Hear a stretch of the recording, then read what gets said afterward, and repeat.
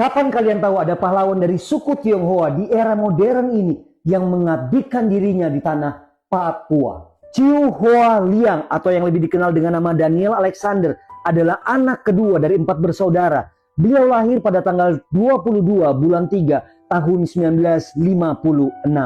Koden tidak lahir di keluarga yang kaya raya, namun dia memiliki visi yang besar untuk generasi di bangsa Indonesia. Visi Koden yang besar telah membawa Koden mengelilingi dunia untuk kemudian melihat apa yang bisa dia bangun di negaranya. Bahkan beliau pernah tinggal selama 4 tahun di Kulm, Jerman.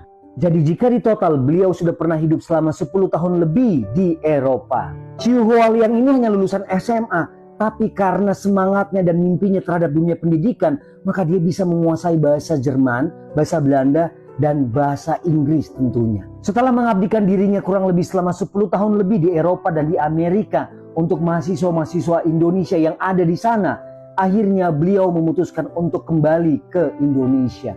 Daniel Alexander bersama istri memutuskan untuk membangun pendidikan di tanah Papua dan di beberapa wilayah yang ada di Indonesia tanpa memandang agama, suku, dan bahasa. Kalau gue jadi Koden, Indonesia tuh cuma jadi tempat liburan aja. Apalagi melihat Indonesia yang sekarang sehat banget. Dan akhirnya pada tanggal 17 Juli 1995, Daniel Alexander membangun TK pertama berpola asrama gratis. 1996 mendirikan sekolah dasar pertama gratis. 2002 mendirikan SMP pertama berpola asrama gratis. Dan tahun 2005 mendirikan SMA pertama berpola asrama gratis untuk anak asli Papua. Dan sampai detik ini Chiu Hoa Liang atau Koden sudah mendirikan SMK dan universitas yang diberikan nama STIMIK Pesat atau Sekolah Tinggi Ilmu Manajemen dan Komputer. Bahkan jauh sebelum beliau mendirikan sekolah, sejak tahun 1980 beliau sudah menyekolahkan anak-anak yang ada di Indonesia yang bukan anak kandungnya menggunakan uang pribadinya. Jadi jika ditotal sampai tahun 2025, maka Daniel Alexander sudah meluluskan hampir 600 anak bergelar S1, 72 anak bergelar S2,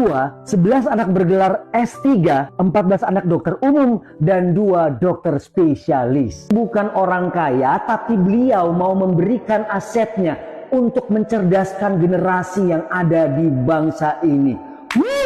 Dan pada tanggal 17 Juli tahun 2025 ini, beliau bersama tim akan merayakan syukuran pengabdian mereka yang ke-30 tahun di Nabire, Papua. Wow! Itu dia pahlawan dari suku Tionghoa di era modern, Chiu Hoa Liang. Well, demikian info dari gue, Botak Bicara. Semoga bermanfaat.